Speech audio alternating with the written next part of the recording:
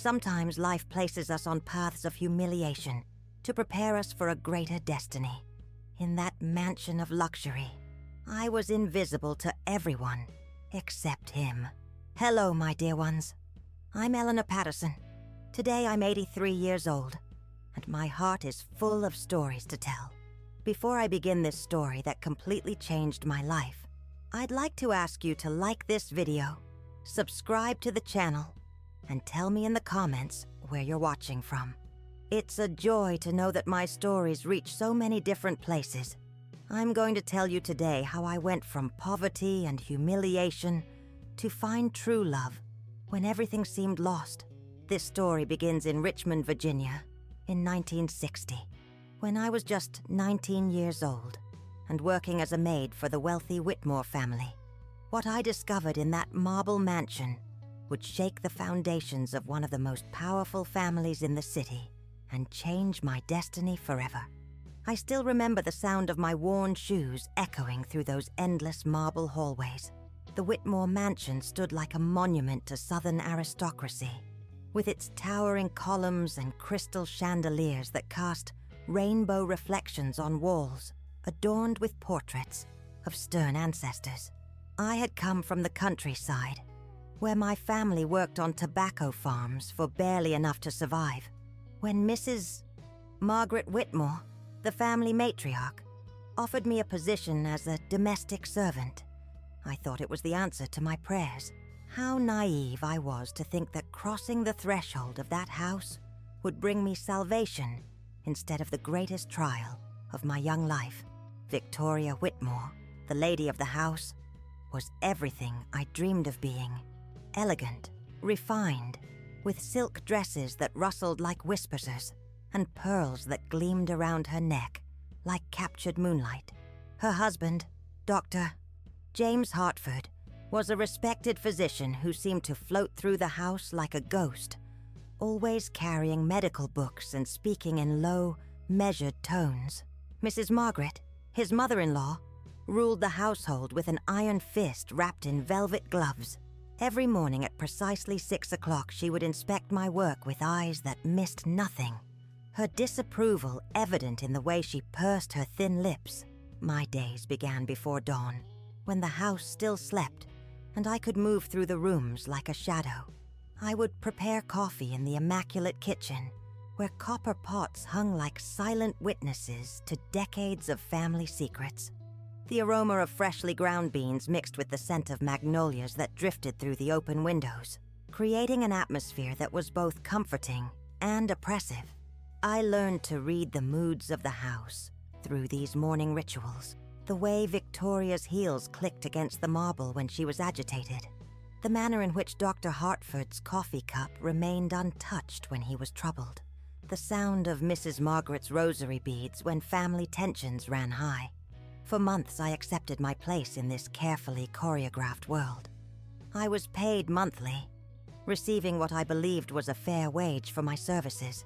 The envelope was always handed to me by Victoria herself, usually on the last Friday of each month, accompanied by a cold smile and a reminder that discretion was expected in all family matters. I never questioned the amount, grateful to have steady work and a roof over my head in the servants' quarters. The small room in the attic became my sanctuary, where I would count my earnings by candlelight and dream of sending money home to my family. But life has a way of revealing truths when we least expect them. It was during one of those suffocating August nights, when the humidity made the air thick as molasses, that my world began to crumble. I had been feeling unwell all day, my head pounding from the heat and exhaustion. Mrs. Margaret had dismissed me early, an unusual kindness that should have made me suspicious. I retreated to my room, but sleep wouldn't come. The sound of voices drifting up from the main floor drew my attention, and curiosity got the better of my judgment. I crept down the servants' staircase, my bare feet silent on the worn wooden steps. The voices were coming from Victoria's private study, a room I was forbidden to enter except for weekly dusting. The door was slightly ajar, and through the crack, I could see Victoria seated at her mahogany desk, counting money with the precision of a bank teller. But what made my blood run cold was the conversation I overheard between her and a man I didn't recognize. A conversation about charitable donations that never reached their intended destinations and salary deductions that lined her personal accounts. That's when I understood the truth that would haunt me for months to come. I was receiving only half of what Dr. Hartford had authorized for my wages. The other half was disappearing into Victoria's elaborate schemes that went far beyond stealing from a simple country girl. As I stood there in the shadows, my hands trembling with rage and disbelief, I realized that my humiliation was just a small part of a much larger web of deception that ensnared the entire household. The weight of this discovery settled on my shoulders like a lead blanket. I had always wondered why other domestic workers in Richmond seemed to live more comfortably than I did, why they could afford better clothes and send more money to their families. Now I knew the answer, and it burned in my chest like a brand. But confronting Victoria seemed impossible. She held all the power, all the connections, all the respectability that my word could never challenge. I was just a girl from the tobacco fields, and she was Richmond society royalty. That night, as I lay awake staring at the water stains on my ceiling, I made a decision that would change everything. I would no longer be invisible. I would no longer accept humiliation as my fate. Somehow, someway, I would find the courage to expose the truth, no matter what the cost. Little did I know that the young doctor who barely seemed to notice my existence would become my greatest ally in the battle that was about to unfold. The next morning brought with it the kind of stifling heat that makes the air shimmer like water. I went about my duties with mechanical precision, my mind racing with plans I didn't yet have the courage to execute. Dr. Hartford was having his morning coffee in the sunroom, as was his custom, reading medical journals with an intensity that spoke of a man trying to lose himself in his work. For the first time, I really looked at him, not as the master of the house, but as a man who seemed as trapped in this gilded cage as I was. He was younger than I had initially thought, perhaps only in his early 30s, with kind eyes that held a sadness I recognized from my own mirror. His marriage to Victoria had been the talk of Richmond society 2 years prior, a union that everyone said was perfect, the respected physician and the beautiful heiress. But watching him now, I saw the cracks in that perfect facade. He never looked directly at his wife when she spoke, never touched her hand when she passed his chair, never smiled when she entered a room. It was during this observation that our eyes met for the first time with real recognition. I was refilling his coffee cup when he looked up from his journal and said, "You look tired, miss." The fact that he didn't know my name after all these months should have hurt, but instead it felt like an opening. "Eleanor Patterson, sir," I replied, my voice barely above a whisper. "And yes, sir, I haven't been sleeping well." Something in his expression shifted, a flicker of concern that seemed genuine rather than perfunctory. "Is everything all right?" he asked, and for a moment I was tempted to tell him everything. But the sound of Victoria's heels in the hallway made me step back into my role as the invisible servant. "Yes, sir, just the heat," I lied, refilling his cup and retreating before his wife could witness any interaction between us. But as I walked away, I felt his eyes following me, and for the first time since discovering the truth about my wages, I didn't feel entirely alone. The household routine continued as if nothing had changed, but everything had changed. I began to notice things I had previously overlooked. The way Victoria's hand shook slightly when she thought no one was watching. The pills she took from a small silver container she kept hidden in her jewelry box. The phone calls she would take in hushed tones while pacing the length of her bedroom. Mrs. Margaret's watchful presence took on new meaning as well. I realized she wasn't just supervising the household staff. She was monitoring her daughter-in-law. 3 weeks passed before the next significant revelation. I was dusting the rarely used library when I discovered a loose floorboard beneath an ornate Persian rug. Curiosity compelled me to investigate, and what I found made my discovery about the stolen wages seem trivial by comparison. Hidden beneath that board was a collection of documents that painted a picture of financial fraud on a scale that reached far beyond the Whitmore household. Charitable organizations throughout Richmond had been systematically robbed of donations intended for orphanages, hospitals, and schools for the poor. The implications hit me like a physical blow. All those months I had admired Victoria's charitable work, her involvement with Richmond's most prestigious philanthropic organizations, her elegant fundraising events. It had all been an elaborate facade for theft. The money intended to help people like my own family was instead funding her luxurious lifestyle, her expensive jewelry, her trips to European spas. My stolen wages were just the smallest thread in a tapestry of greed that stretched across the entire city. As I knelt there on the library floor, surrounded by evidence of crimes that could destroy lives and reputations, I heard footsteps in the hallway. Panic seized me as I frantically tried to replace the documents and restore the floorboard to its original position. The footsteps grew closer, and I realized I wouldn't have time to properly hide everything. In desperation, I grabbed a handful of the most damaging documents and stuffed them inside my apron, my heart pounding so loudly I was certain it could be heard throughout the house. The library door opened just as I managed to smooth the rug back into place. Dr. Hartford stood in the doorway, his medical bag in hand, apparently looking for a book from his collection. "Eleanor," he said, and this time there was definite concern in his voice. "You look pale. Are you feeling unwell?" The irony of his caring tone, given what I had just discovered about his household, almost made me laugh hysterically. Instead, I managed to stammer something about the heat and dust before excusing myself from the room.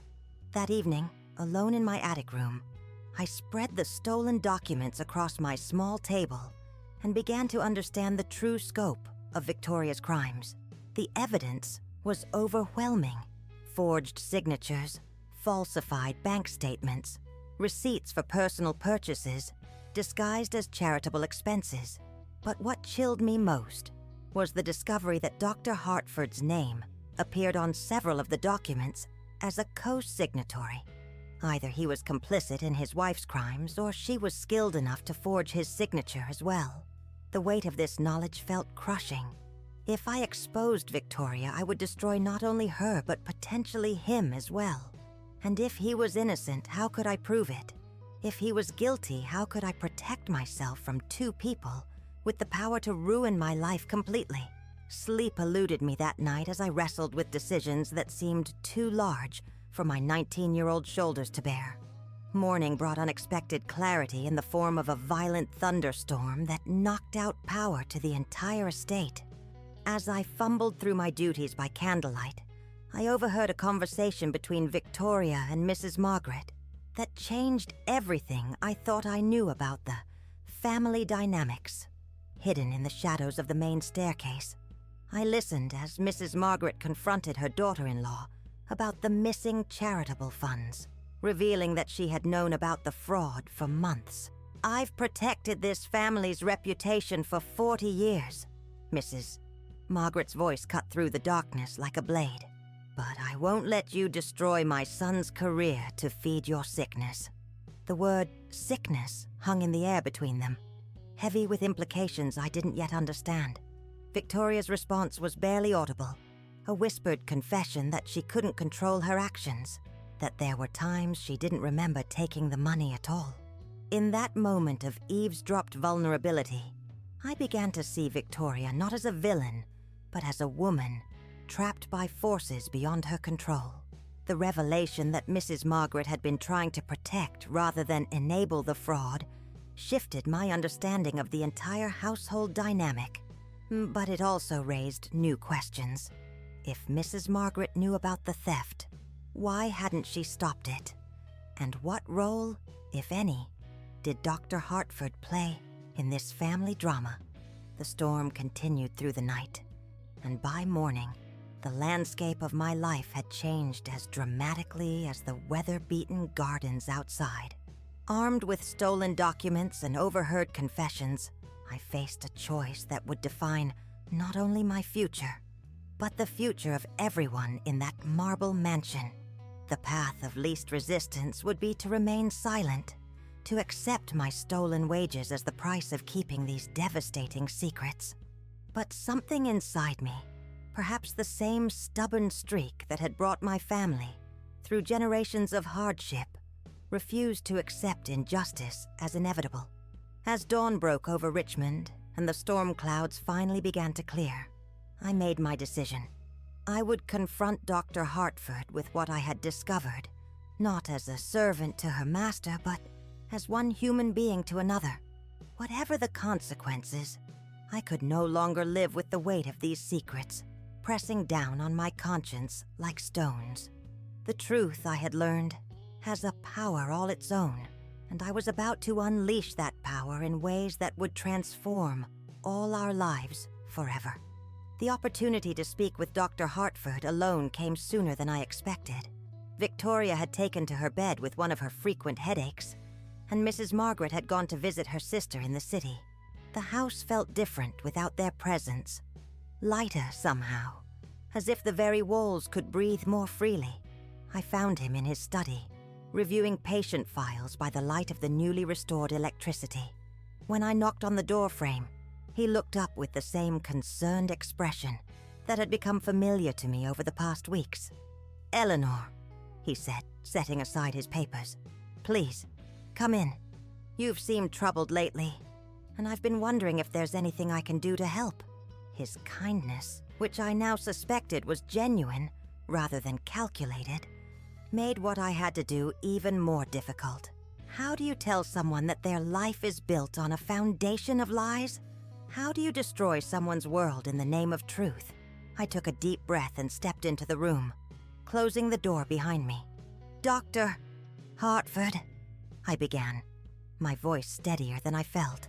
"There are things happening in this house that you need to know about." His expression grew serious as I reached into my apron and withdrew the documents I had taken from the library. Things that could destroy your reputation and your career if they continue. As I spread the evidence across his desk, I watched his face transform from confusion to disbelief to a dawning horror that mirrored my own feelings when I had first made these discoveries. His hands shook as he examined the forged signatures, the falsified records, the evidence of systematic theft that bore his name.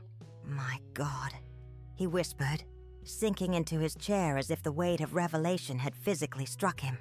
"How long has this been going on?" "Based on these documents, at least 2 years," I replied, my heart breaking for him as I watched his world crumble. "But Dr. Hartford, there's something else you need to know.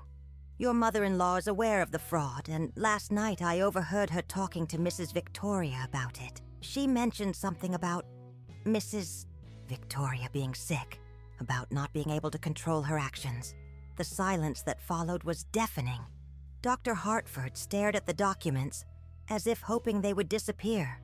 But when he finally looked up at me, his eyes held a mixture of gratitude and devastation that I will never forget. "Eleanor," he said slowly, "you could have taken this information to the authorities. You could have used it to protect yourself or even to blackmail my family. Why did you come to me instead?" The question touched something deep in my heart, something I hadn't fully understood until that moment. "Because I believe you're a good man who's been betrayed by the people closest to him," I answered honestly. "And because everyone deserves a chance to make things right before the world comes crashing down around them." What happened next surprised us both. Dr.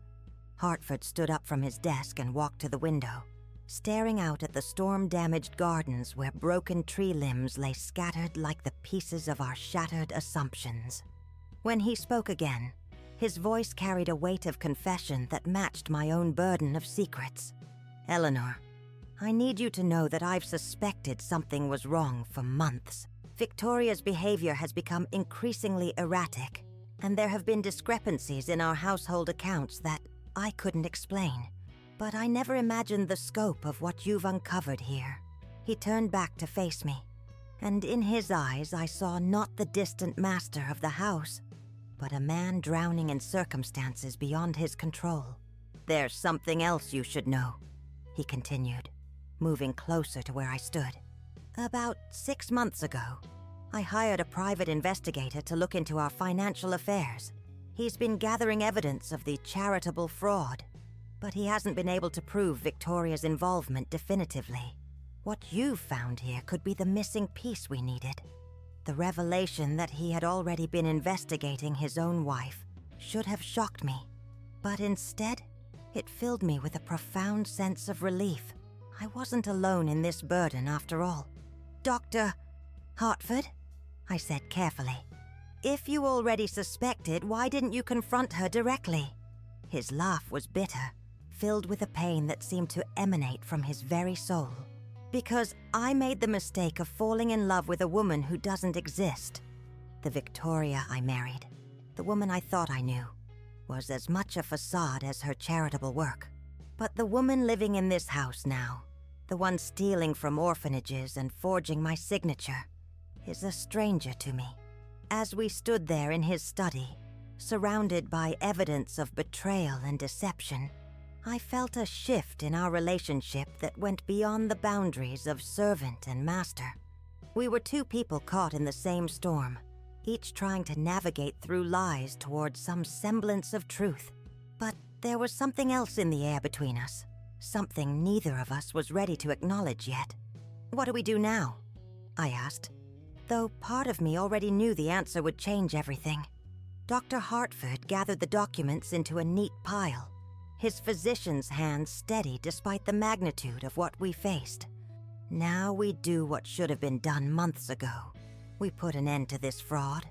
We get Victoria the help she needs, and we try to repair the damage that's been done to the charitable organizations and their beneficiaries." He paused, looking directly at me with an intensity that made my heart race. "But, Eleanor, I need you to understand that once we set this in motion, there's no going back. Are you prepared for what that might mean?" The question hung between us like a bridge we both knew we were about to cross. In that moment, I realized that my journey from invisible servant girl to someone with the power to reshape lives had been leading to this decision all along. "Yes," I said, my voice strong with conviction I didn't know I possessed. "I'm ready." Over the next several days, Dr. Hartford and I worked together to document every piece of evidence we could find. His private investigator, a discreet man named Thomas Mitchell, joined our clandestine meetings in the garden shed behind the estate, where we could speak freely without fear of being overheard. The picture that emerged was even more devastating than I had initially realized. Victoria had stolen over $50,000 from various charitable organizations over the course of 2 years, using her position in Richmond society to gain access to donation accounts and fundraising proceeds. But the most shocking revelation came when Mr. Mitchell presented us with medical records he had obtained through his investigation.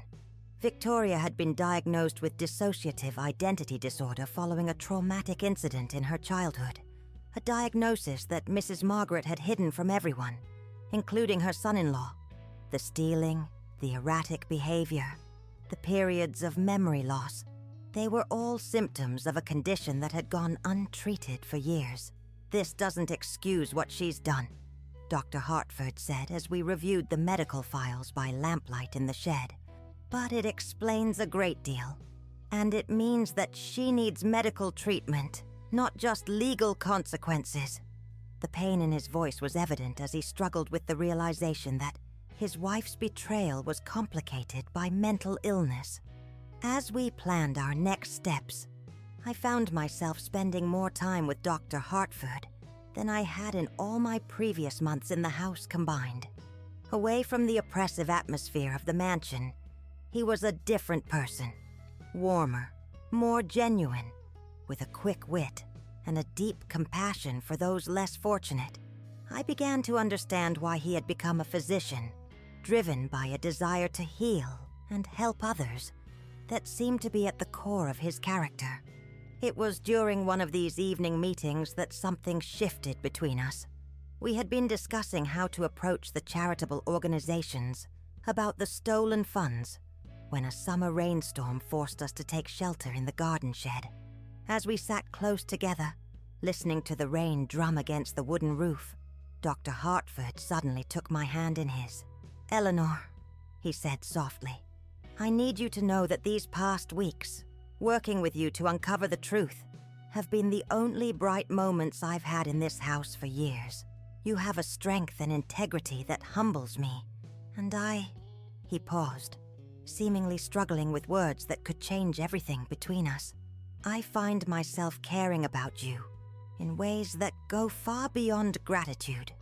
My heart stopped, then began racing as I processed what he was saying.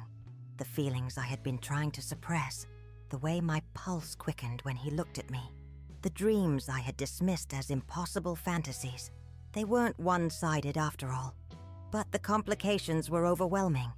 He was married, I was his employee, and we were in the middle of a crisis that could destroy his family's reputation.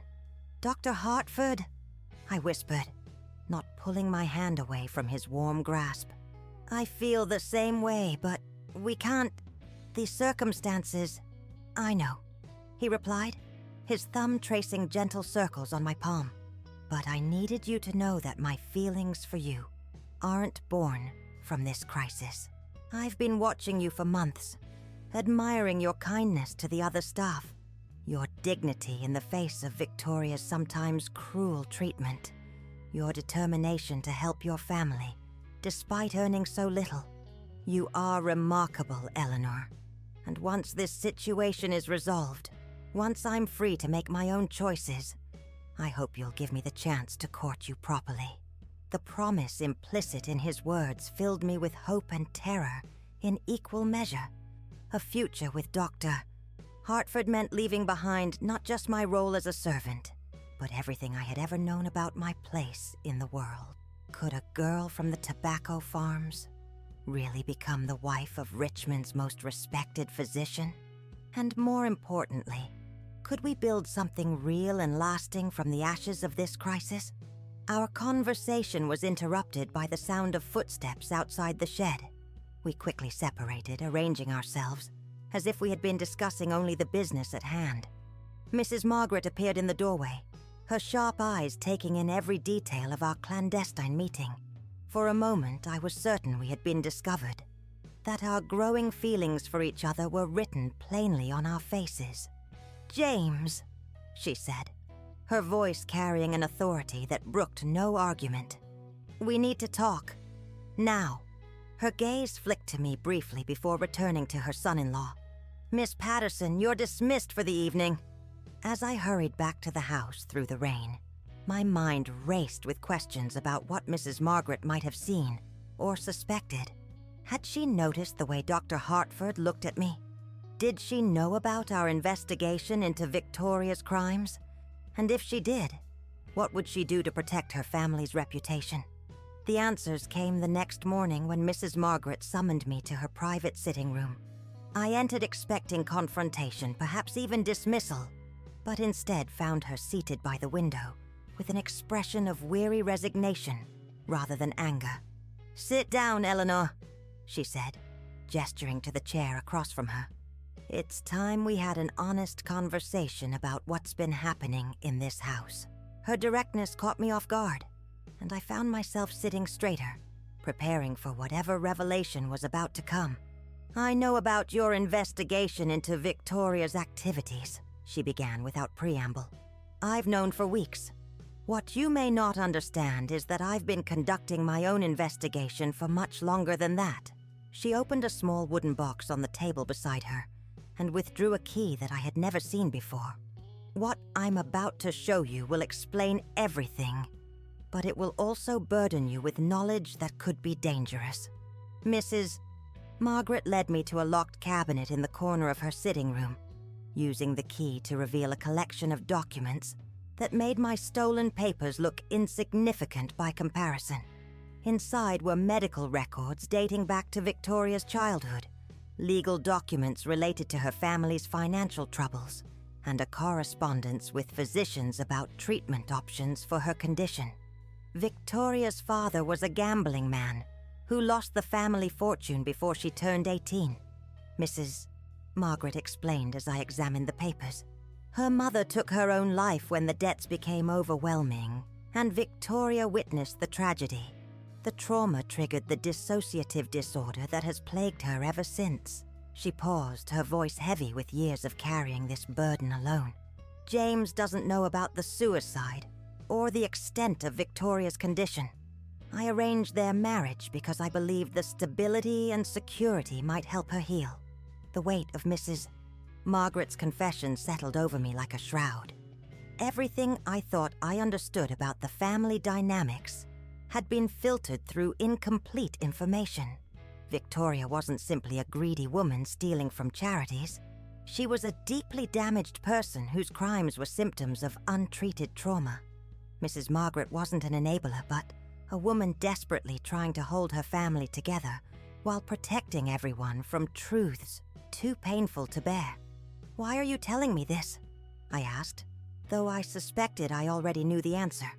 Mrs. Margaret's smile was sad but knowing. "Because I've seen the way my son-in-law looks at you, and I've seen the way you look at him. Because I believe you're a good woman who deserves to understand what she's getting involved with. And because I need your help to save what's left of this family." The proposition she outlined was both simple and complex. We would work together to get Victoria the medical treatment she needed, while quietly returning the stolen money to the charitable organizations. In exchange, I would help maintain the facade of family stability until Victoria was well enough to face the consequences of her actions. It was a plan that required discretion, patience, and a level of trust between Mrs. Margaret and me that seemed unlikely given our positions. "And what about Dr. Hartford?" I asked, the question that mattered most to me personally. "James is a good man who has been living in an impossible situation," she replied carefully. "Once Victoria is receiving proper treatment and the financial matters are resolved, he'll be free to make his own choices about his future. I won't stand in the way of his happiness, Eleanor, but I also won't let scandal destroy what's left of our family's reputation." As I walked back to my quarters that evening, my head spinning with new information and impossible choices, I realized that my simple desire for justice had evolved into something much more complex. I was no longer just fighting for my stolen wages, or even for the charitable organizations that had been robbed. I was fighting for the possibility of a future with Dr. Hartford, for Victoria's chance at healing, and for my own transformation from invisible servant to someone with the power to change lives. The next few weeks blurred together in a whirlwind of secret meetings, careful negotiations, and gradual progress toward resolution. Dr. Hartford proved to be as committed to helping his wife as he was to building a future with me, a quality that only deepened my feelings for him. Together, we arranged for Victoria to receive treatment at a private facility in Baltimore, where her condition could be addressed without public exposure. The process of returning the stolen money was more complicated, requiring delicate conversations with charity directors and careful documentation to avoid arousing suspicion about the source of the unexpected windfalls. Mrs. Margaret proved to be a formidable ally in these negotiations, using her social connections and family reputation to smooth over potential difficulties. But it was during the final stages of our plan that the most unexpected revelation occurred. As we prepared for Victoria's departure to Baltimore, she requested a private conversation with me. I found her in the garden sitting beneath the ancient oak tree where I had often seen her reading in happier times. She looked fragile in the dappled sunlight, like a beautiful piece of porcelain that had been cracked and carefully repaired. "Eleanor," she said as I approached, her voice clearer than I had heard it in months, "I need you to know that I remember more than everyone thinks I do. I remember taking the money. I remember forging James's signature. And I remember the look of horror on your face the night you discovered what I had done. Her confession stunned me into silence.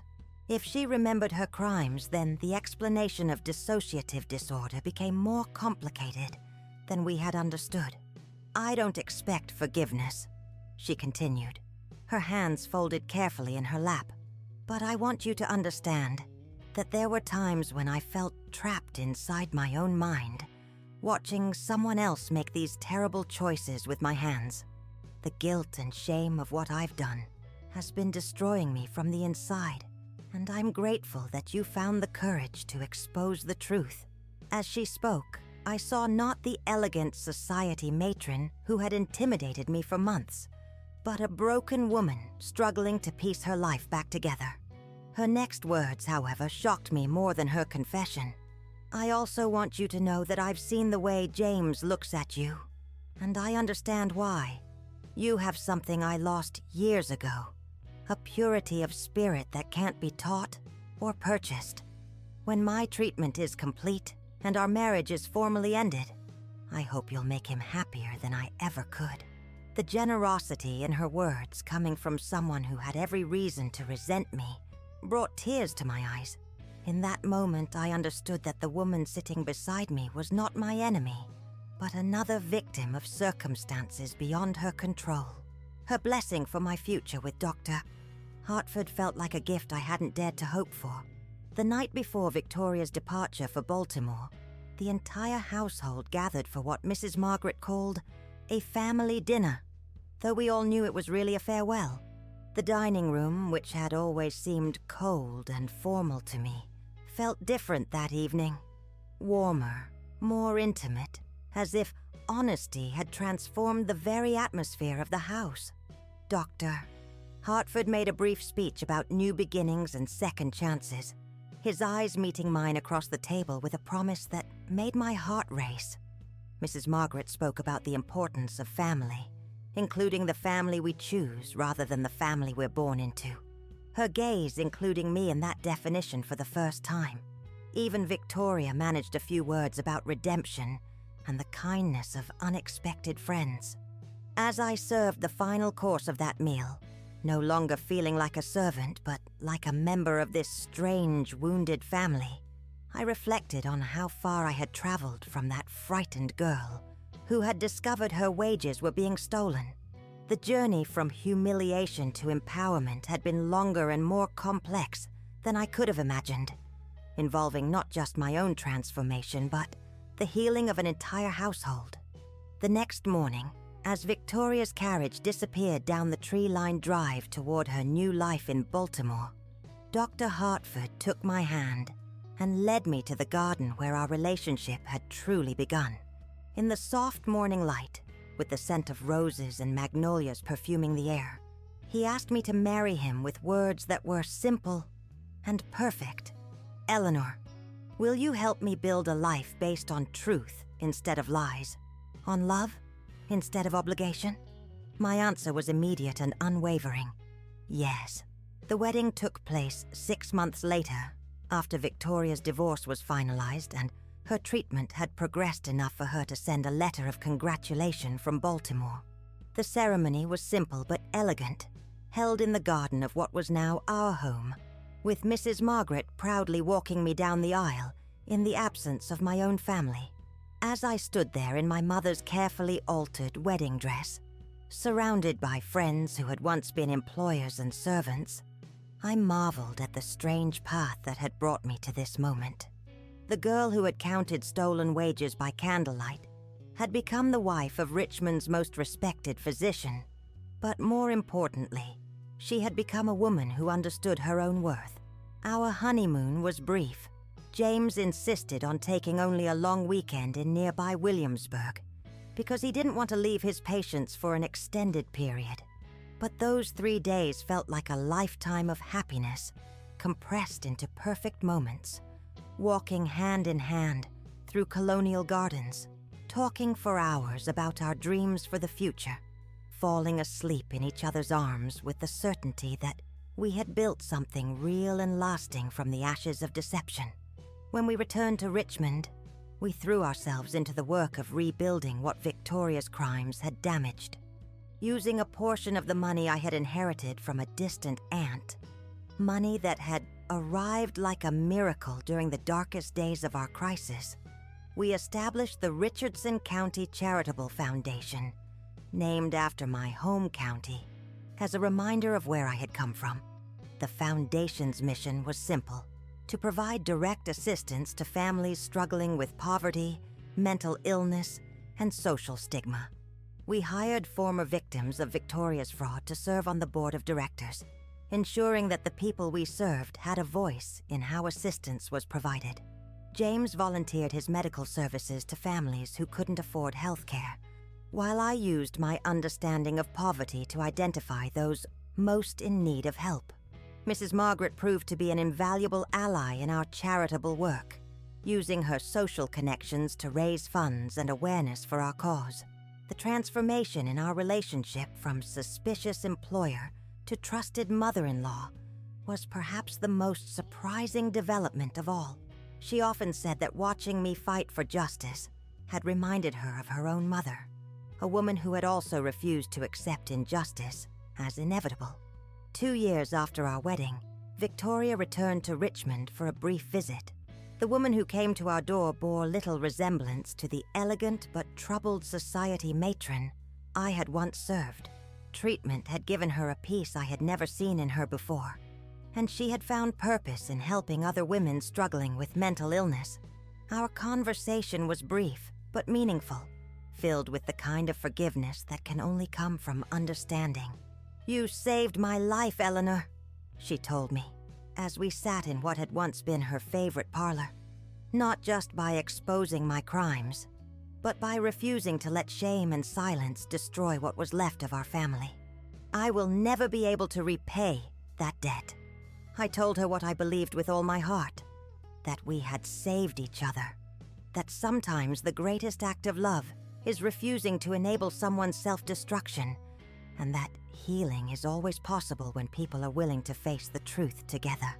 As the years passed and our foundation grew, I often thought about the night I had hidden in the shadows, listening to Victoria count stolen money.